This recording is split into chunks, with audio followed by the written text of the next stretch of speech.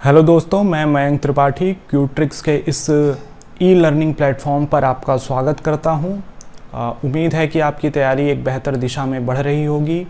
अपनी इस video lecture series में हमने उत्तराखंड के इतिहास को पढ़ना शुरू किया है। आज उसी क्रम में हम आगे बढ़ते हैं और कुछ टॉपिक्स को देखते हैं। आज हम पहला जो टॉपिक है जो पढ़ेंगे यहाँ पर वो है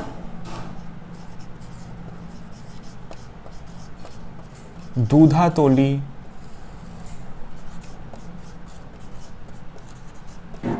पर्वत श्रेणी के बारे में। दूधातोली पर्वत श्रेणी अपने आप में उत्तराखंड की एक बहुत महत्वपूर्ण एक भौगोलिक संरचना है, एक भौगोलिक इकाई है जिसको हमें पढ़ना होगा। इसको कई टाइटल्स दिए गए हैं। इसका जो सबसे प्रमुख इससे संबंधित एक जो तथ्य है वो है कि ये जो पर्वत श्रेणी है इसको हम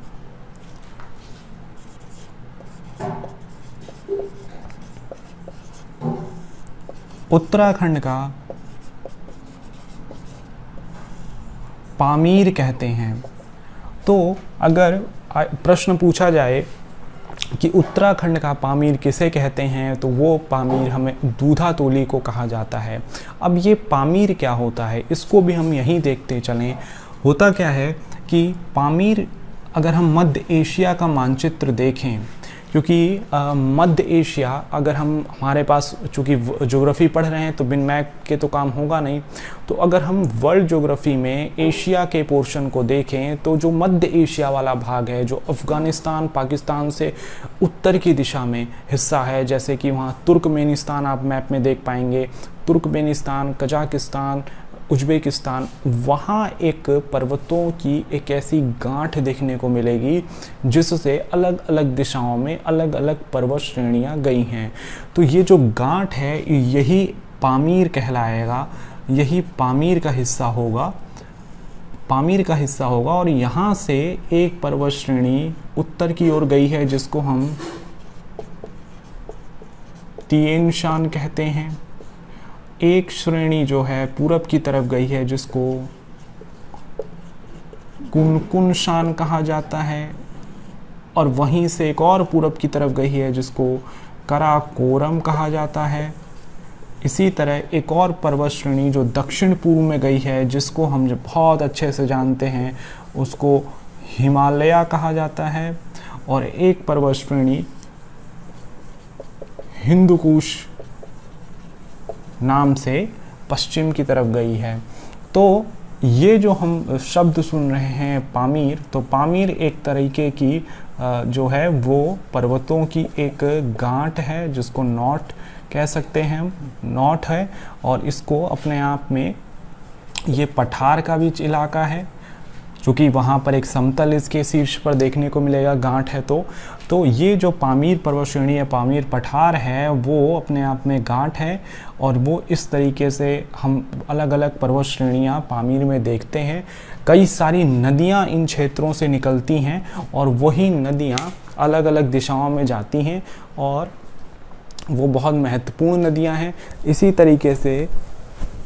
इसी कारण इस पामीर को हम रूफ ऑफ द वर्ल्ड कहते हैं, संसार की छत इसीलिए इसको कहा जाता है।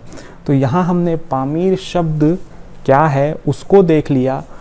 अब हम ये देखते हैं कि ये जो हमने उत्तराखंड के पामीर की बात करी है तो उसमें पामीर शब्द क्या है, उसकी अवस्थिति, उससे संबंधित जो एक छोटा सा तथ्य है वो हमने देख लिया। अब हम वापस अपने इस टॉपिक पर आते हैं, दूधातोली वाला टॉपिक। ये उत्तराखंड का पामीर कहा जाता है। उत्तराखंड के पामीर को कहे जाने के पीछे का तर्क यही है कि यहाँ से ये भी एक गांठ जैसी संरचना ही है, पर्वतों की श्रेणी है। यहाँ से कुछ नदियाँ निकलती हैं जो प्रश्न बन के हमारे सामने आ जाएंगी एग्ज़ाम में कि दूधातोली पर्वत श्रेणी से निकलने वाली नदियों के नाम। तो यहाँ से निकलती है पश्चिमी रामगंगा, दूसरी नदी है पूर्वी नयार, एक नदी है पश्चिमी नयार, एक नदी है अटागाड और एक नदी है वीनो नदी। तो ये कुल मिलाकर 5 नदियां हैं जो इस दूधातोली पर्वत श्रेणी से होकर गुजरती हैं। तो इसको उत्तराखंड का पामीर कहा जाता है, इससे इतनी नदियां निकलती हैं। और तीसरा जो इससे जुड़ा प्रश्न पूछा जाता है पेपरों में कि ये उत्तराखंड में इसकी अवस्थिति कहाँ है, किन किन जिलों से दूधातोली पर्वत श्रेणी होकर गुजरती है। तो यहाँ हमें समझना होगा कि उत्तराखंड के 3 जिले हैं जहाँ से ये पर्वत श्रेणी गुजरती है।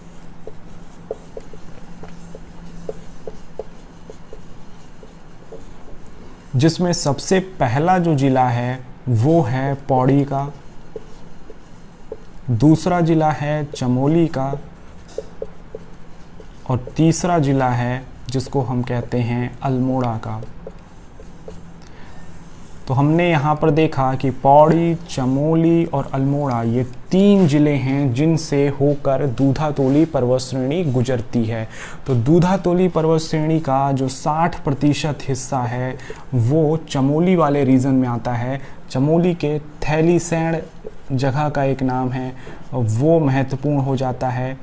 सैंण मतलब समतल कोई इलाका, तो इसी पर्वत श्रेणी से पर ही थैलीसैंण है। चमोली की बात करी जाए तो हम देखते हैं गढ़वाल के इतिहास को जब पढ़ेंगे तो वहाँ पर एक नाम आएगा चांदपुर परगने का।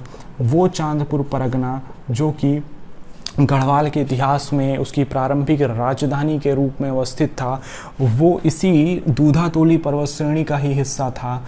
और आज हम देखते हैं गैरसैंण का जो इलाका है वो भी इसी दूधातोली वाले रीजन में पड़ेगा। तो ये चमोली के अंतर्गत, इसी तरह अल्मोड़ा के अंतर्गत भी कुछ हिस्सा आता है, लेकिन सबसे ज़्यादा हिस्सा इस पौड़ी वाले रीजन में पड़ता है। तो ये उत्तराखंड के 3 जिलों में ये पाया जाता है। हमने ये 3 जो प्रश्न बनते हैं किसी न किसी रूप में पूछे जा सकते हैं, उनको हमने यहाँ पर अच्छे से देख लिया है। अब हम कुछ अन्य टॉपिक्स को अब पढ़ेंगे और एक क्रम में पढ़ेंगे।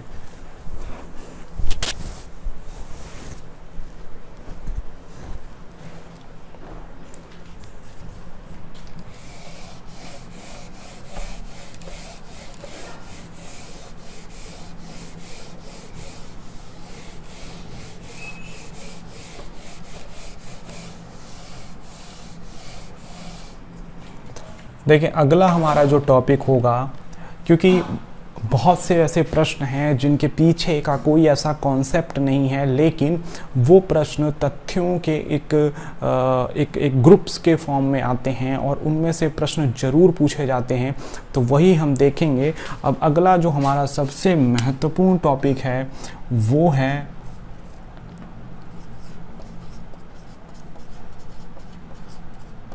उत्तराखंड की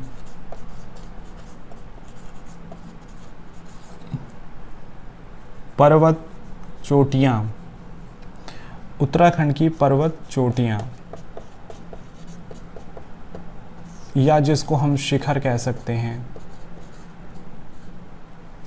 तो ये हमें पढ़ना है, क्योंकि प्रश्न आता है जैसे एक पर्वत शिखर दे देगा पंचाचूली, इसकी ऊंचाई बताइए। तो ये याद करना थोड़ा मुश्किल होता है, लेकिन अगर हम इनका एक सेट बना लें तो बहुत आसानी से ये चीज़ें कवर हो जाती हैं। तो इस टॉपिक को पढ़ने से पहले हमें यहाँ पर एक छोटा सा उत्तराखंड का मानचित्र बना लेना है ताकि हमें आइडिया हो जाए।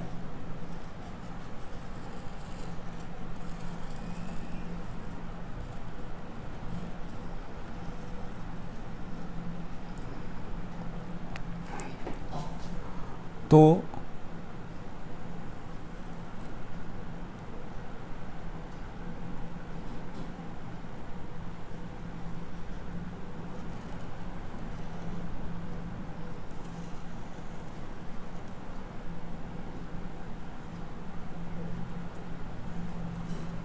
ये हमारा उत्तरकाशी का रीजन हो गया, ये हमारा चमोली का रीजन हो गया, और यहाँ हमारा पिथौरागढ़ का रीजन आ जाएगा। इसी तरीके से ये बागेश्वर का रीजन होगा, ये रुद्रप्रयाग का रीजन होगा, इसके यहाँ पर हमारा चंपावत का रीजन आ जाएगा, ये उधम सिंह नगर का रीजन होगा। इसके साथ साथ अगर हम देखेंगे तो बागेश्वर और इस वाले रीजन में हमें ये अल्मोड़ा का रीजन और ये नैनीताल का रीजन दिखेगा। इसके बाद अगर हम देखें तो यहाँ पर हमारा ये जो पोर्शन हमने यहाँ पर बनाया हुआ है, ये वाला उत्तरकाशी का रीजन था। अब इसी में हमें जो टिहरी का रीजन पड़ेगा, टिहरी गढ़वाल का जो रीजन पड़ेगा, वो हम यहाँ पर देख लेंगे। ये हमारा टिहरी का रीजन हो जाएगा और ये पौड़ी गढ़वाल का रीजन हो जाएगा। तो अब हम यहाँ पर इस मैप को, ये पॉलिटिकल मैप है, इसको हमने देख लिया। जब हम पर्वत चोटियों की बात करते हैं तो 3 चीज़ें हमें समझनी हैं। एक ये उत्तरकाशी का रीजन हो गया, ये चमोली का रीजन हो गया और ये पिथौरागढ़ का रीजन हो गया। तो ये जो 3 हम रीजन्स देख रहे हैं, ये उच्च हिमालयी क्षेत्र को दिखलाता है। तो जो ग्लेशियर से आच्छादित पर्वत चोटियां हैं, वो मुख्य रूप से इसी रीजन में हमें दिखलाई देती हैं। तो सबसे पहले अगर हम देखेंगे, जो सबसे महत्वपूर्ण पर्वत की चोटियों की एक श्रृंखला हमें दिखलाई देती है, उसको अगर हम देखें तो वो ये चमोली वाले रीजन में हमें दिखती है। तो सबसे पहला जो पर्वत चोटियों का एक क्रम हम देखेंगे, वो चमोली वाले रीजन से देखेंगे। तो सबसे पहले हम चलते हैं चमोली ज़िले में। तो पहला हमारा जो ज़िला है वो है चमोली। देखें, एग्जैक्ट पर्वत चोटियों की अवस्थिति जानना ये हमारा जो क्षेत्र है उसका हिस्सा नहीं है, ना ही प्रश्न ऐसे पूछे जाते हैं।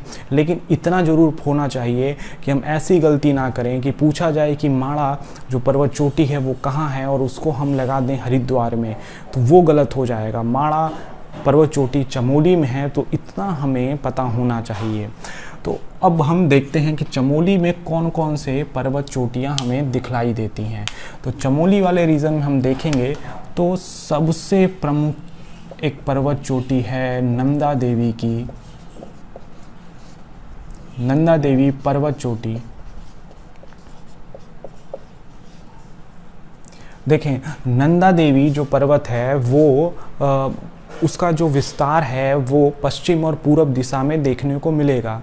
तो जो पश्चिमी छोर है नंदा देवी पर्वत श्रेणी का, वो उसकी ऊंचाई अधिक है और वो पूरी तरह से चमोली में है। लेकिन उसका जो पूर्वी हिस्सा है वो चमोली और पिथौरागढ़ के बीच में पड़ता है।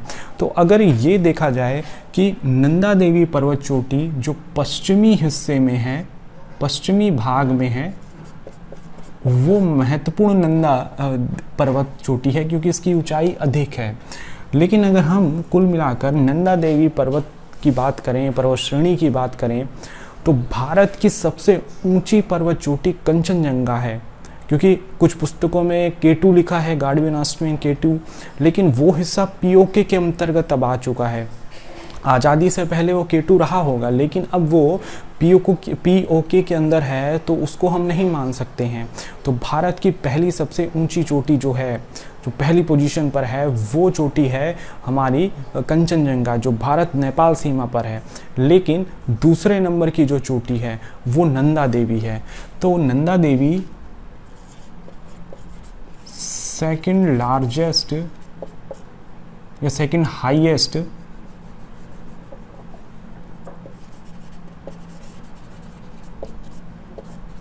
पीक है भारत का। Second highest peak of India है नंदा देवी।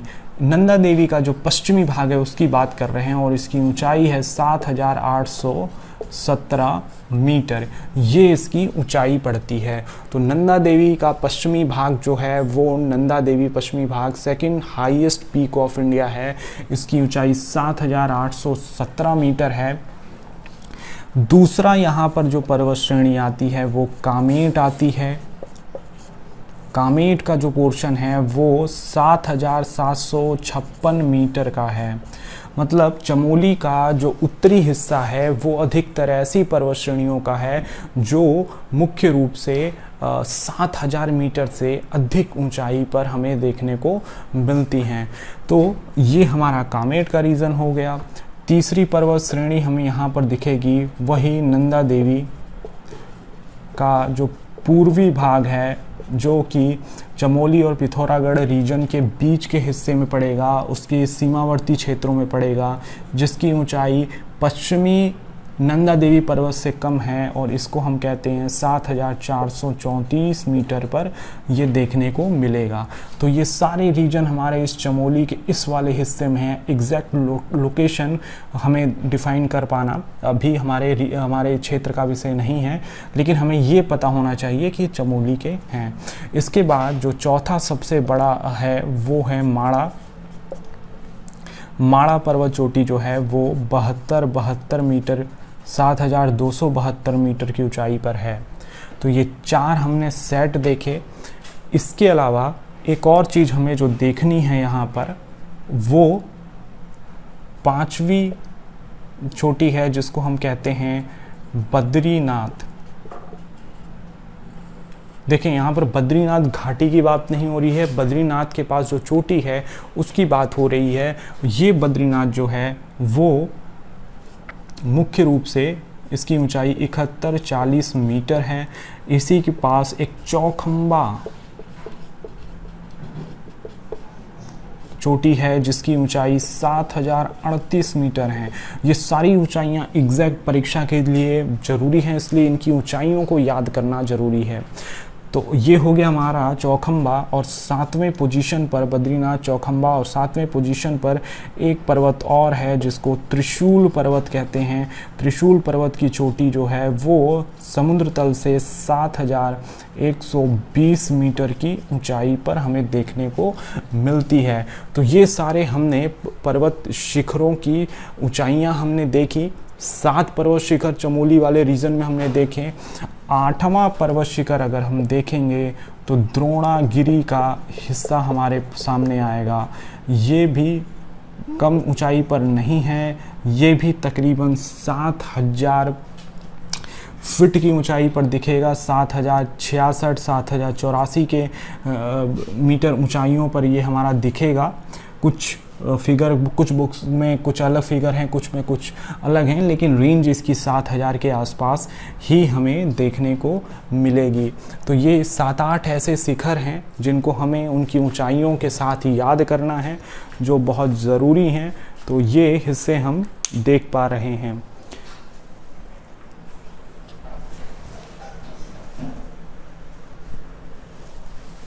तो अभी हमने जो चमोली रीजन में देखा, चमोली के हिस्से में, वो ऐसे पर्वत देखें जो 7-7 हज़ार की फीट की ऊंचाई से ऊपर हमें दिखलाई देते हैं। इसके अलावा कुछ ऐसे भी पर्वत शिखर हैं जिनकी ऊंचाइयाँ थोड़ी कम है, जिसमें कि अगर हम देखें तो जैसे कहा जाता है कि बद्रीनाथ जो घाटी है वो 2 पर्वतों नर और नारायण पर्वत के बीच में है। तो ये जो नर और नारायण पर्वत हैं,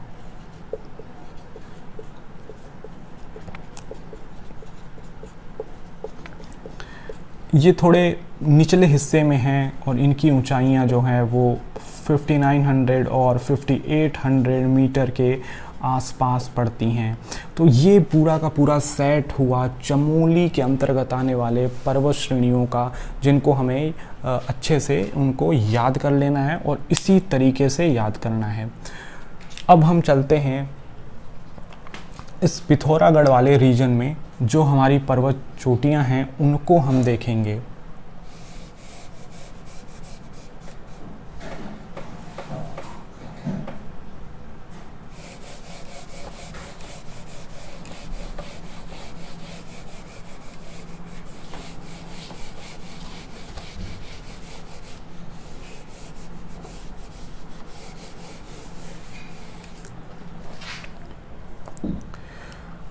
देखें, पिथौरागढ़ का जो हिस्सा है, हमें पता है कि इधर हमारा तिब्बत पड़ता है और यहाँ हमारा नेपाल पड़ता है।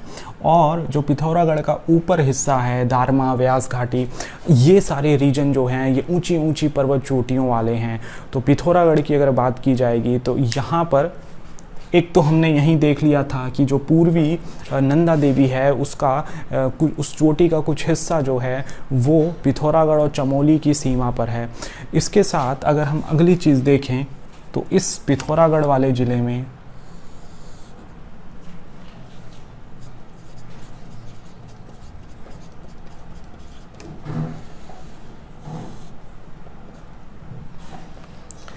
इस रीजन में जो सबसे प्रमुख चोटी हमें दिखलाई देती है वो देखा जाएगा तो पिथौरागढ़ में हमें मुख्य रूप से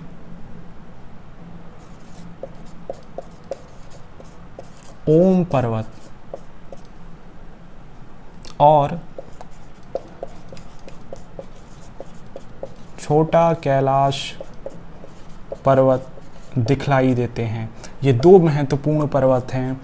इसके साथ साथ जो हम देख पाएंगे, जो दारमा घाटी है पिथौरागढ़ की, उस दारमा घाटी में हमें 5 पर्वत शिखर दिखाई देते हैं।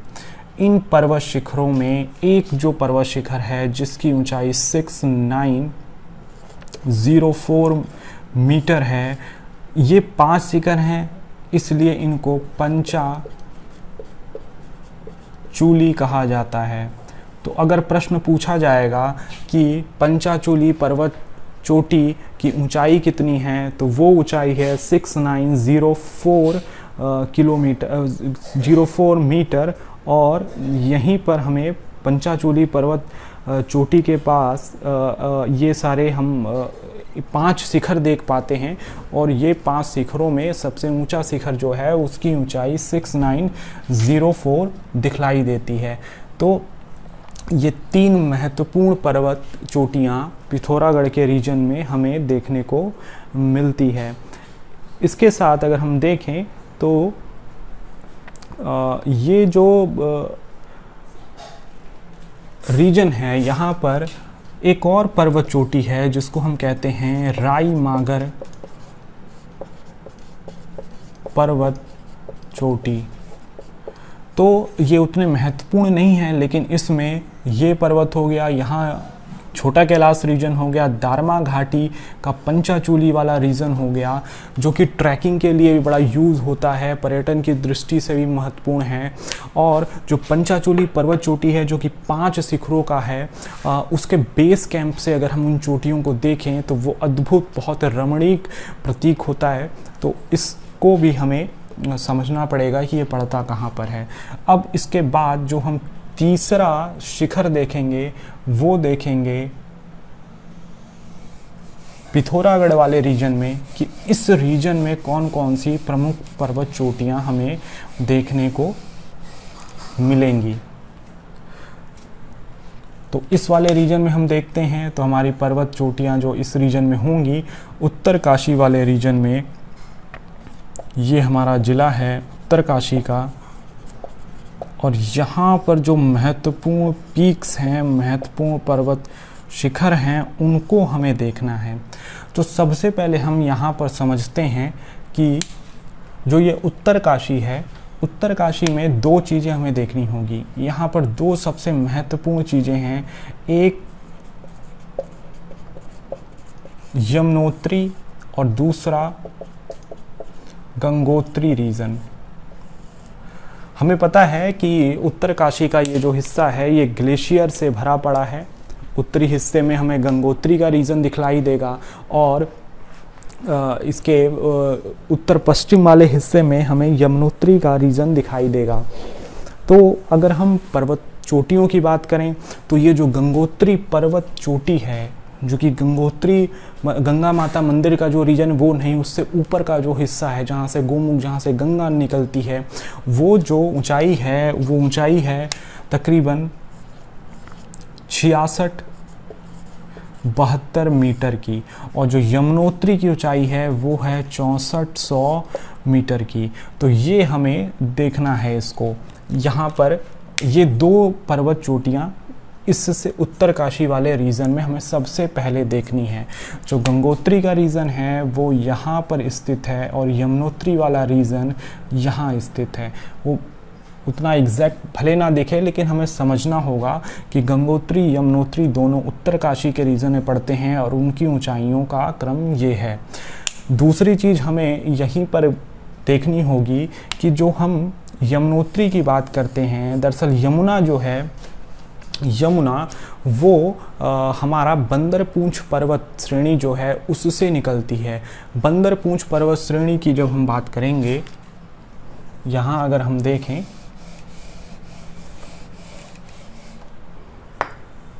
तो बंदरपूंछ पर्वत श्रेणी जो है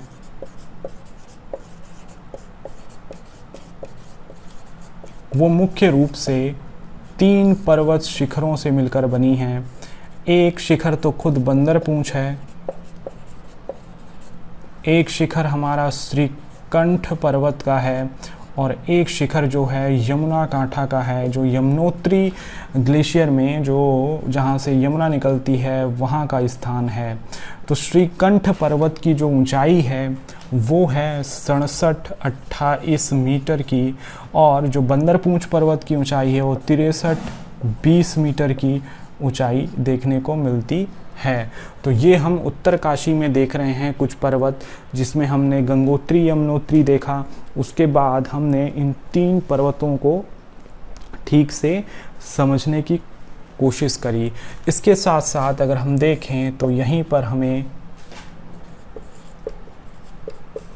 डाबरकोट की पर्वत चोटी दिखाई देती है। यहीं पर हमें थैलू पर्वत भी देखने को मिलता है। तो ये मुख्य रूप से उत्तरकाशी से जुड़े हुए कुछ हमारे पर्वत चोटियाँ थीं जिनको हमने देख लिया है, और इनको हमें इसी तरीके से मैप पर ड्रॉ करके खुद अपने हाथ से याद करना है। अब अगर हम आगे चलें, क्योंकि अभी तक हमने जितने पर्वत शिखर देखे हैं वो सबसे महत्वपूर्ण पर्वत शिखर रहे हैं। अब अधिकतर जो पर्वत शिखर हैं उनकी हमें ऊंचाइयां भले ना याद करनी हो, लेकिन हमें उनकी पोजीशंस देखनी है जो एक तरह से एग्ज़ाम में पूछे जा सकते हैं।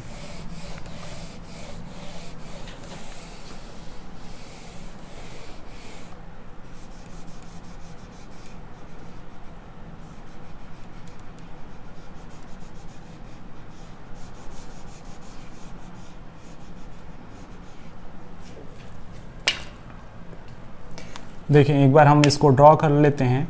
यहाँ पर ये वाला जो रीजन हमने देखा था, ये उत्तरकाशी, चमोली और पिथौरागढ़ के एक बहुत बड़े हिस्से को हमने देख लिया।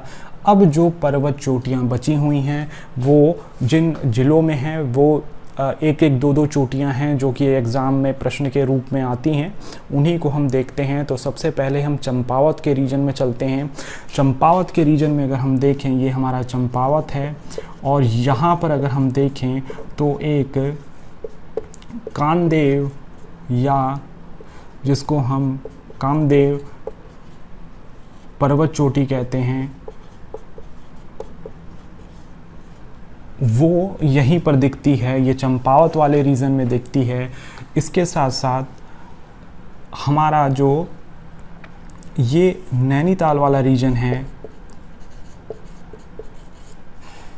यहाँ पर अगर हम देखें तो नैनीताल, जो नैनी झील है वो 7 पर्वतों से घिरी हुई है।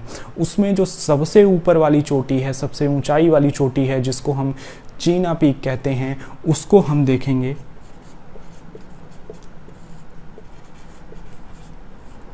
इसके अलावा देवपाटा भी वहीं पर पड़ता है, और भी 7 श्रेणियाँ, उनको हम जब झील वाला पोर्शन कवर करेंगे वहाँ पर देख लेंगे। तो ये नैनीताल वाले रीजन में पड़ती है। इसके अलावा अगर हम अल्मोड़ा की पर्वत चोटियाँ देखें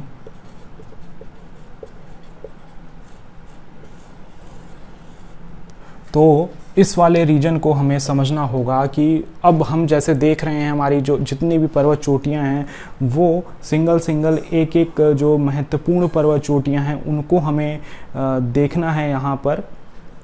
और यहाँ अगर हम देखें तो जो अल्मोड़ा वाला पोर्शन है जहाँ पर वो मुख्य रूप से ये वाला जो पोर्शन है, यहाँ पर जागेश्वर के पास एक कुछ पर्वत चोटियाँ पड़ती हैं जिसको टंकर पर्वत कहा जाता है। तो ये हमें याद रखना पड़ेगा, ये जागेश्वर वाले रीजन में है, तो ये हमें याद रखना पड़ेगा। तो हमने चंपावत का रीजन देख लिया, नैनीताल का रीजन देख लिया। नैनीताल वाले में डेकोठा पर्वत भी हमें दिखलाई देता है, तो ये हमने यहाँ पर देख लिए हैं। इसके अलावा हमने अभी इससे पहले उत्तरकाशी, चमोली और पिथौरागढ़ के पर्वत चोटियों को देख लिया। इसके साथ अल्मोड़ा, नैनीताल और चंपावत की पर्वत चोटियों को देख लिया। उधम सिंह नगर में कोई पर्वत चोटी हमें नहीं दिखेगी, मैदानी ज़िला है, तो ये हमें फ़ायदेमंद हो गया। अब हम देखते हैं पौड़ी वाले रीजन में। तो पौड़ी का जो रीजन है, यहाँ पर भी कुछ महत्वपूर्ण पर्वत श्रेणियाँ देखने को मिलेंगी, जिसमें पहला जो है वो महेंद्रांचल पर्वत है। इसके अलावा पौड़ी और टिहरी के कॉमन पॉइंट पर हमें इंद्रकील पर्वत देखने को मिलेगा। तो ये दो पर्वत जो हमें इन सब जगहों पर देखने को मिलेंगे। इसके साथ साथ पौड़ी गढ़वाल में कामदाह पर्वत चोटी भी देखने को मिलेगी। तो पौड़ी गढ़वाल में एक और पर्वत चोटी दिखेगी जिसको हम कहेंगे कामदाह पर्वत चोटी। तो ये हमने पर्वत चोटियों की एक टेबल तैयार कर रहे हैं, उसमें पौड़ी गढ़वाल में जो हिस्से पड़ते हैं उनको हमने डिटेल से देख लिया है और इसको हमें एक एक करके याद भी कर लेना है। अब अगर हम बागेश्वर के एक महत्वपूर्ण पर्वत चोटी को देखें तो वो जो पर्वत चोटी है वो पर्वत चोटी होगी, क्योंकि अगर पूरे बागेश्वर ज़िले को हम देखा जाए तो बागेश्वर ज़िला यहाँ होगा। यहाँ पर दियोली पर्वत चोटी का रीजन आ जाएगा। तो ये बागेश्वर का हमारा पर्वत चोटी है, इसको हम देख लेंगे। तो यहाँ पर पौड़ी का हो गया, ये बागेश्वर का रीजन, चंपावत का रीजन। अब एक जो पर्वत चोटी हमें देखनी है वो पर्वत चोटी हम देखेंगे टिहरी में।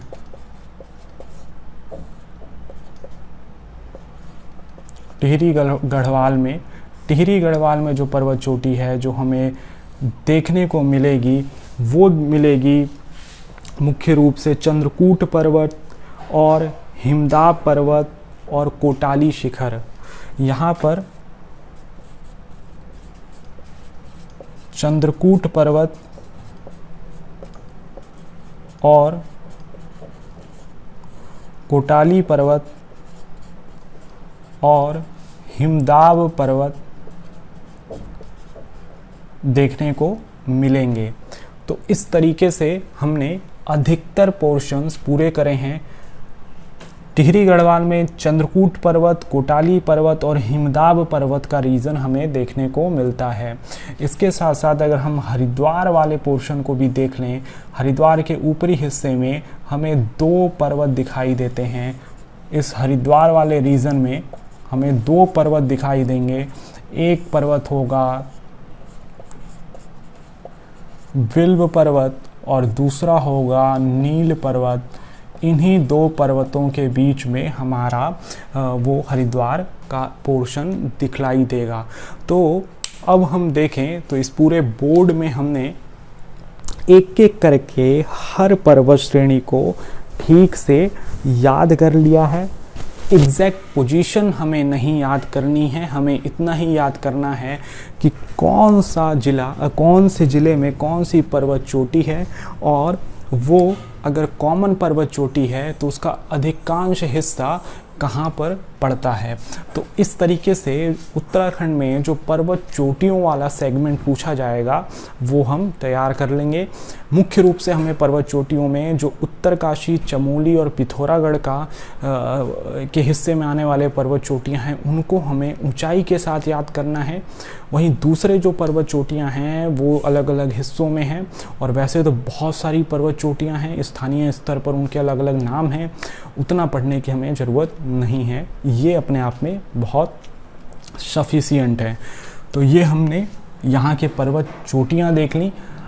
अब जो दूसरी चीज़ अब हम देखेंगे, क्योंकि पर्वत पढ़ लिया हमने, इससे पहले भौगोलिक विभाजन में हमने जो हिमालय की श्रेणियाँ थी वो पढ़ ली, अब आज वाले में हमने पर्वत चोटियाँ पढ़ ली। अब जो बचा कि पर्वत के एक हिस्से से दूसरे हिस्से में जाने के लिए, क्योंकि पर्वत श्रेणियाँ हैं, बहुत दुर्गम इलाके हैं, वहाँ कुछ जो रास्ते पाए जाते हैं उनको दर्रा कहा जाता है, उसके बारे में हम अब देखेंगे।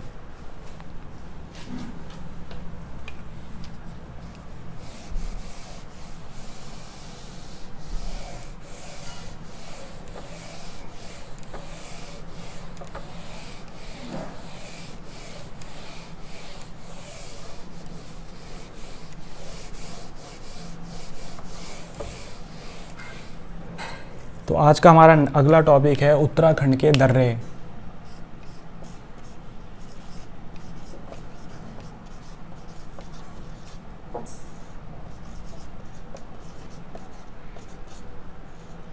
जिसको इंग्लिश में पासिस कहा जाता है, पास कहा जाता है। तो उत्तराखंड के ये जो दर्रे हैं वो क्या होते हैं, दर्रा क्या होता है? देखें, दर्रा वास्तव में अगर हम पर्वत श्रेणियों को देखें तो पर्वत श्रेणियों की पर्वत शिखर और घाटियों का एक निश्चित क्रम हमें देखने को मिलेगा, और ये जो क्रम होगा ये बहुत दुर्गम क्षेत्रों में पड़ेगा। तो इनको अगर हमें देखना है तो यहाँ पर कुछ ऐसे दर्रे हमें दिखलाई देंगे ऊंचाइयों वाले स्थानों पर या इनकी घाटियों में, जिससे कि हम एक हिस्से से दूसरे हिस्से में इस पर्वत श्रेणी के एक बाईं तरफ से दाईं, या अगर वो उत्तर दक्षिण है तो उसके पूरब से पश्चिम की ओर, अगर वो पर्वत श्रेणी पूरब से पश्चिम की है तो उसमें दर्रों के माध्यम से उत्तर दक्षिण दिशा में आसानी से आर पार जाया जा सकता है। तो ये जो होते हैं ये दर्रे होते हैं। हिमालय का जो पूरा रीजन है वो दर्रों से भरा पड़ा है। अगर हम देखते हैं तो एक तरह से ये कहा जा सकता है कि उत्तराखंड का जो उत्तरी हिस्सा है वो हिमालय से जो भरा पड़ा है, वो एक अवरोध का काम तो हिमालय करता है, लेकिन हिमालय में हमें कुछ दर्रे भी दिखते हैं जिनसे कि बहुत पहले से आवागमन होता था। उत्तराखंड के पोर्शन में जो हिमालय का हिस्सा पड़ता है वहाँ पर दर्रों का उपयोग प्राचीन काल से हुआ है, हमेशा से होता रहा है, और इसलिए ये दर्रे बहुत महत्वपूर्ण हो जाते हैं। ये दर्रे इसलिए भी महत्वपूर्ण होते हैं क्योंकि हम देखें तो उत्तराखंड जो एक राज्य है वो अपने उच्च अक्षांशीय या उच्च या हाई एल्टीट्यूड वाले रीजन में वो तिब्बत और नेपाल के साथ सीमा साझा करता है, और प्रारंभ से ही तिब्बत के साथ जो व्यापार होते रहे हैं उत्तराखंड के, वो इन्हीं दर्रों के माध्यम से होते रहे हैं। तो अपने इस अगले टॉपिक में हम एक एक ज़िले और उससे जुड़े हुए दर्रों को देखेंगे और उन्हें समझेंगे, और उनका सेट बनाया जाएगा और उसको याद किया जाएगा। तो अब चलते हैं हम सबसे पहले अपना दर्रे वाले टॉपिक को एक्सप्लेन करने।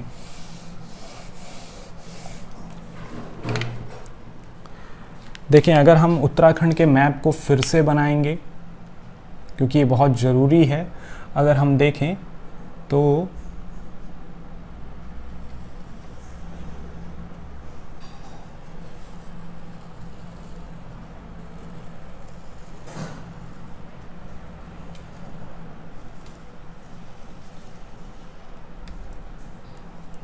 ये हमारा उत्तराखंड हुआ, और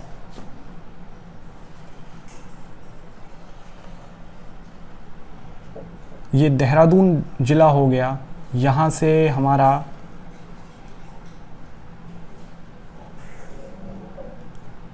उत्तरकाशी ज़िला शुरू हो जाएगा, और ये हमारा चमोली का रीजन हो जाएगा। यहाँ पर हम पिथौरागढ़ बना लेंगे, और ये हमारा बागेश्वर का रीजन, ये हमारा रुद्रप्रयाग का रीजन। देखिए, मेरा उत्तराखंड के मैप को इसी तरह ड्रॉ करने का एक ही मकसद है कि चीज़ें हमें इतनी बेहतरीन तरीके से इमेज के फॉर्म में याद हो जाएं कि अगर कोई कहे कि किसी स्थान का नाम ले तो हम सोचे नहीं कि ये किस ज़िले में पड़ता है, हमें तुरंत इसका जवाब मिल जाना चाहिए। तो ये हमारे रुद्रप्रयाग और बागेश्वर का रीज़न हो जाएगा। अब उसके बाद अगर हम देखें तो यहाँ पर ये चंपावत का हिस्सा होगा, और इसके साथ साथ अगला जो पोर्शन आएगा वो अल्मोड़ा का होगा, और उसके नीचे जो पोर्शन आएगा वो नैनीताल का होगा, और ये पूरा हिस्सा ऊधम सिंह नगर का होगा। इसके साथ साथ अगर हम देखेंगे तो ये टिहरी गढ़वाल और ये पौड़ी गढ़वाल का रीजन होगा। कोई मैप बहुत स्केल पर नहीं बनाए गए हैं, इनको बस रफली जैसे कि मैं ड्रॉ करता हूँ समझाने के पॉइंट ऑफ व्यू से वो दिखलाए गए हैं। अब अगर हम इनमें उत्तराखंड से जुड़े हुए कई सारे दर्रों को देखने की कोशिश करेंगे तो देखें, क्या अगर दर्रे को, तो अगर हम उत्तराखंड के इस मैप में देखें तो ये जो पोर्शन है, क्योंकि यहाँ पर हमारा हिमाचल प्रदेश का इलाका छूता है, हम यहाँ पर टॉपिक पर पढ़ रहे हैं दर्रे कौन कौन से उत्तराखंड में हैं उनको हम समझ रहे हैं। तो ये हिमाचल प्रदेश का रीजन है जो कि बहुत हद तक देहरादून को और कुछ हिस्सा उत्तरकाशी का टच करता है, और ये जो पोर्शन है, ये पूरा पोर्शन एक तरीके से हम देखेंगे तो ये तिब्बत का रीजन होगा जो उत्तराखंड के उत्तरी हिस्से में देखने को मिलेगा। तो ये जो हमारा पूरा रीजन होगा ये तिब्बत के साथ सीमा साझा कर रहा है, और यहाँ पर जितने इन 3 जिलों में जो दर्रे होंगे जो उत्तरी हिस्से में स्थित होंगे वो मुख्य रूप से तिब्बत के साथ उन दर्रों का उपयोग आवागमन के लिए किया जाता होगा। तो सबसे पहले हम देखते हैं जो हमारे दर्रे हैं इन 3 जिलों में जो कि तिब्बत से छूटते हैं, तिब्बत को छूते हैं। तो उत्तराखंड में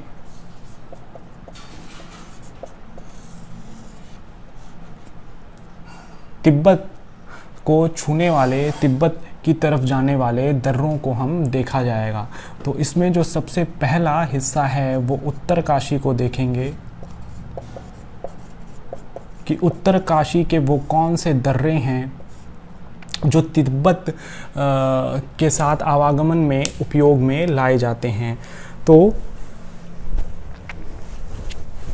अगर हम भूगोल की दृष्टि से देखें तो भूगोल में मानचित्र पर जो दर्रे होते हैं उनको इस तरीके से दिखलाया जाता है। ये पासेस को इंडिकेट करने का एक जियोग्राफिक सिंबल है। तो अगर इसी का उपयोग करा जाएगा तो जो हमारा पहला ज़िला है उत्तरकाशी, तो उस उत्तरकाशी से तिब्बत को मिलाने वाले जो हमारे पासेस हैं वो सारे पासेस यहीं पर होंगे। ये इस तरीके से हम समझ सकते हैं, यहाँ पर हमें दिखलाई देंगे। तो इनको हम इसी तरीके से देख लेंगे कि तिब्बत और उत्तरकाशी के बीच का जो रीजन है, जो यहाँ से तिब्बत जाने वाले जो पासेस होंगे उनमें उनके नाम क्या हैं, उनको अगर हम देखेंगे तो एक दर्रा है थांगला का। देखें, तिब्बतियन लैंग्वेज में ला मतलब होता है, जो ला पोर्शन, ला का वर्ड यूज किया जाता है वो पासेस के लिए यूज किया जाता है। तो थांगला जो है वो उत्तरकाशी से तिब्बत जाने के लिए यूज होता है। इसी के पास, क्योंकि इन दर्रों की एग्जैक्ट पोजीशन हमें याद नहीं रखनी है, जिस तरीके से हमने पर्वत चोटियों के बारे में देखा था, लेकिन हमें ये देखना है कि कौन सा दर्रा किस ज़िले में है और वो उस ज़िले को किस दूसरे पोर्शन से टच कराता है। तो थांगला हो गया। दूसरा इसी उत्तरकाशी में मुलिंगला, सांगचोकला और नेलंग वैली के पास नेलंगला, ये 4 ऐसे सेट हो जाएंगे दर्रों के जो उत्तरकाशी को तिब्बत से जोड़ते होंगे और तिब्बत के पोर्शन को ये टच कराते होंगे। तो दूसरा अब हम देखेंगे, ये हमने उत्तरकाशी का पोर्शन देख लिया, अब हम इसमें दूसरा हिस्सा देखेंगे चमोली का। तो चमोली वाले रीजन को अगर हम देखें, ये हमारा उत्तरकाशी हो गया, ये हमारा चमोली होगा। तो चमोली वाले रीजन को देखें तो यहाँ पर भी हमें जो मुख्य रूप से जो हमें दर्रे दिखाई देंगे वो इसी उत्तरी हिस्से में दिखलाई देंगे। ये जो उत्तरी हिस्सा है वहीं पर, क्योंकि ये वहीं से तिब्बत की तरफ लिंक करेंगे। तो ये जो मुख्य रूप से हमारे दर्रे होंगे, एक होगा चोर होती दर्रा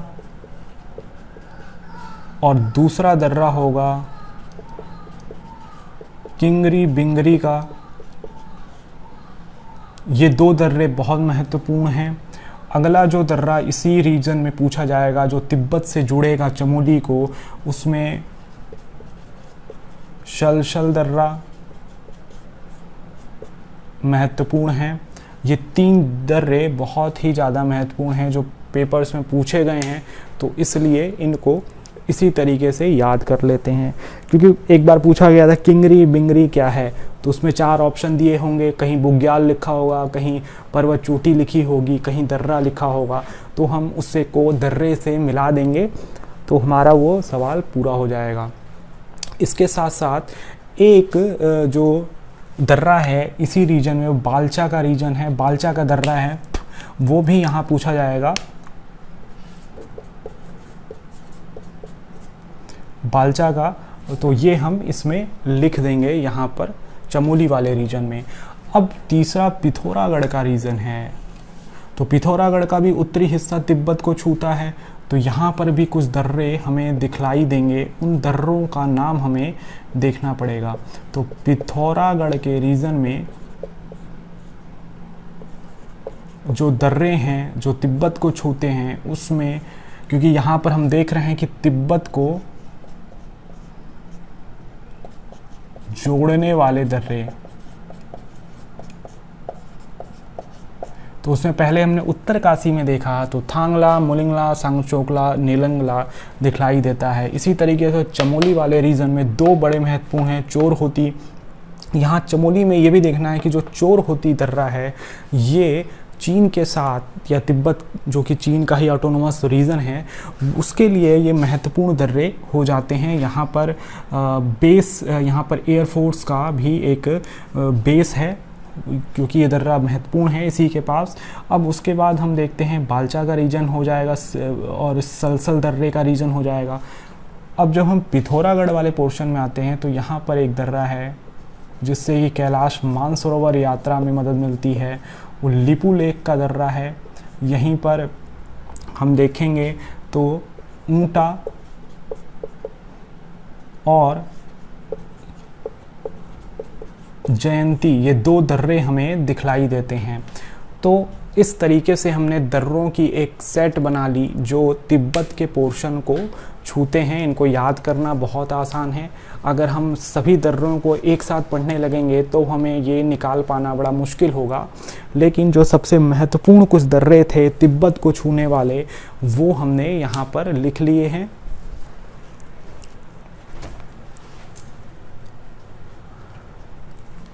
तो ये हमारा तिब्बत के पोर्शन को छूने वाले दर्रों का एक सेट था।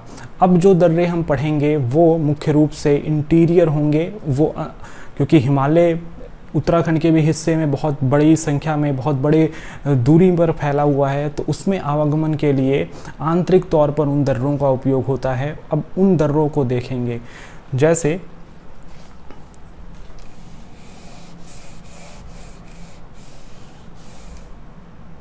अगर हम देखें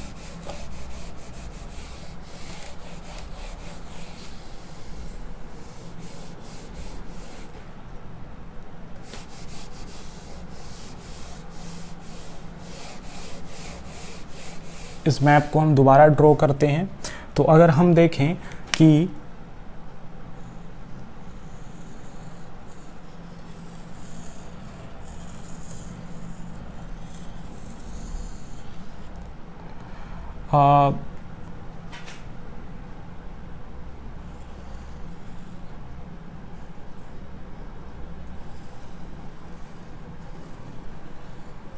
ये हमारा चमोली ज़िला हो गया और ये हमारा पिथौरागढ़ का ज़िला हो गया, ये बागेश्वर हो गया, ये चमोली का रीजन, ये चंपावत का रीजन हो गया, उधम सिंह नगर का रीजन हो गया, और ये हमारा अल्मोड़ा का रीजन हो गया, और ये नैनीताल का रीजन हो गया।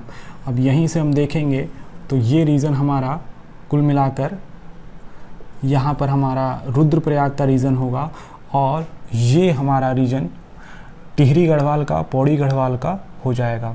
अब अगर हम आंतरिक दर्रों की बात करें तो यहाँ हम समझ सकते हैं, क्योंकि ये हिमाचल प्रदेश है, तो हिमाचल प्रदेश के साथ उत्तरकाशी का ये जो बॉर्डर है, अगर हम इसको डार्क से ड्रॉ करें तो ये वाला जो रीजन है, ये रीजन हिमाचल प्रदेश के साथ सीमा लगाता है।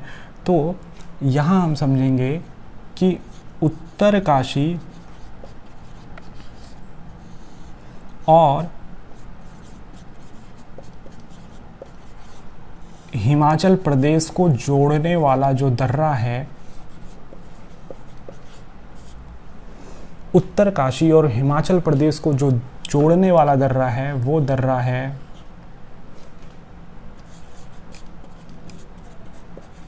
श्रृंगकंठ का दर्रा। यही दर्रा जो है वो उत्तरकाशी को हिमाचल प्रदेश से जोड़ता है। इसके साथ साथ उत्तरकाशी का ये जो हिस्सा है वो चमोली से भी जुड़ता है। यहाँ हम देख सकते हैं ये कॉमन पॉइंट है उत्तरकाशी और चमोली के बीच में।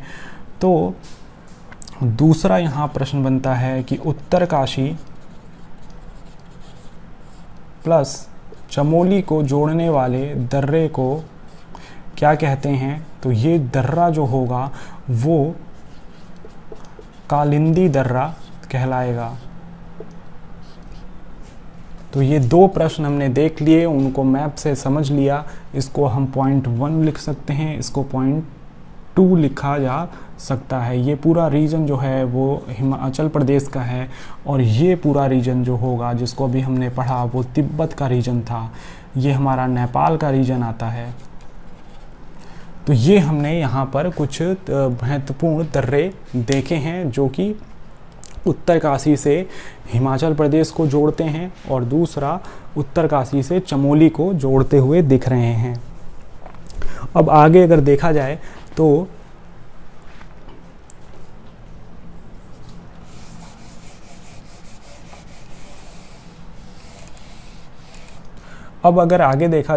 तो ये हमारा चमोली का ज़िला है और ये हमारा पिथौरागढ़ का ज़िला है। तो ये यहाँ पर इनका कॉमन पॉइंट है। तो यहाँ कुछ दर्रे हैं जो एक दूसरे ज़िलों को जोड़ते हैं। इन दर्रों को हम देख लेते हैं। तो चमोली से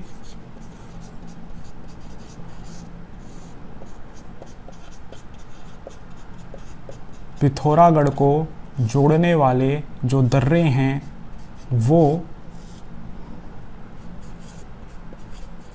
लातूधुरा और दूसरा बाराहोती, ये दो महत्वपूर्ण दर्रे यहाँ पर दिखलाई देंगे जो चमोली और पिथौरागढ़ को आपस में जोड़ते हुए नज़र आ रहे हैं। तो चमोली और पिथौरागढ़ का रीजन जुड़ गया। अब इसमें यहाँ पर अगर हम देखें तो पिथौरागढ़ और चंपावत को भी एक दर्रा जोड़ता है। तो इस दर्रे को कहते हैं पिथौरागढ़ प्लस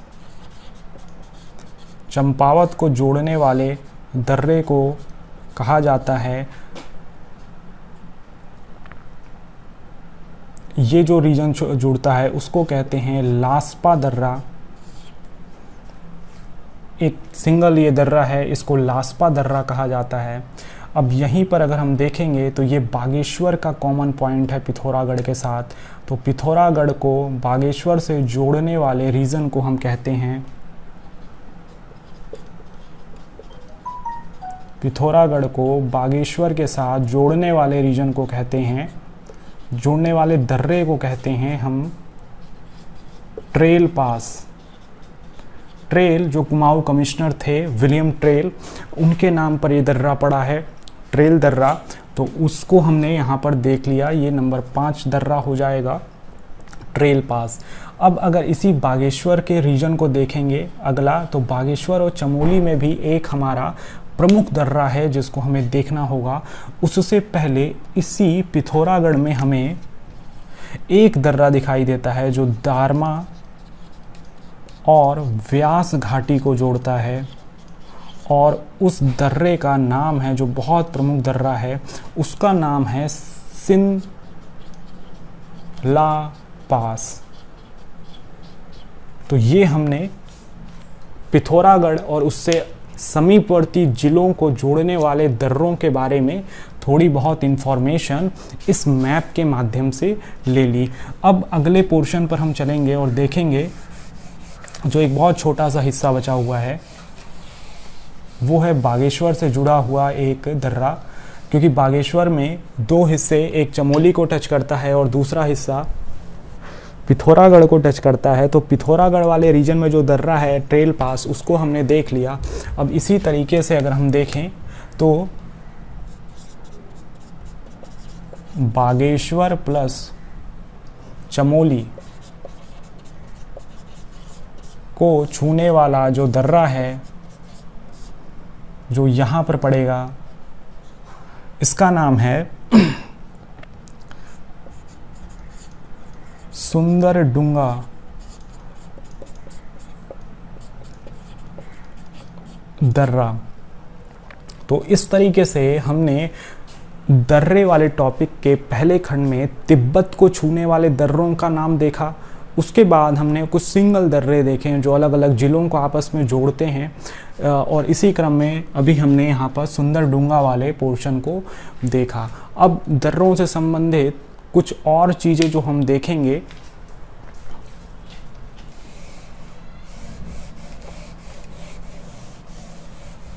वो हैं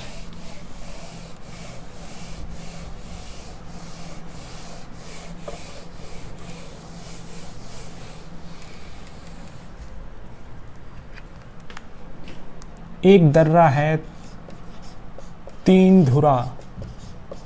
धुरा भी शब्द दर्रे के लिए उपयोग आता है। ये जो दर्रा है तीन धुरा वाला, इसमें एक दर्रा जो हमने देखा जो पिथौरागढ़ में है और तिब्बत से जोड़ता है, ऊंटा दर्रा, और दूसरा जयंती दर्रा, और तीसरा एक हमने चमोली में किंगरी बिंगरी दर्रा देखा था। यही 3 हिस्से जो हैं वो मिलकर बनाते हैं तीन धुरा के दर्रे को।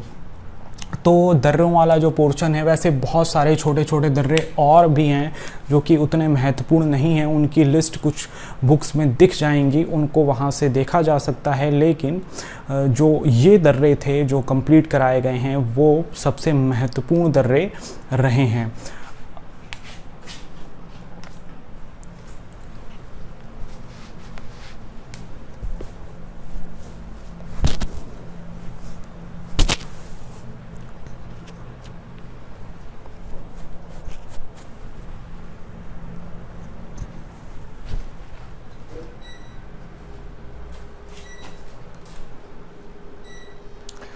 तो जो ये दर्रों वाला पोर्शन है, उसमें एक प्रश्न जो बनता है एक और, वो है कि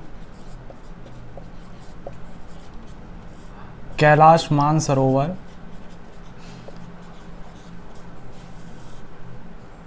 यात्रा जो होती है, जो उत्तराखंड से ही गुजर कर जाती है, उस यात्रा में तिब्बत जाने के लिए किस दर्रे का उपयोग किया जाता है। तो वो दर्रा है हमारा, वो जो दर्रा है हमारा, वो है लिपुलेख दर्रा।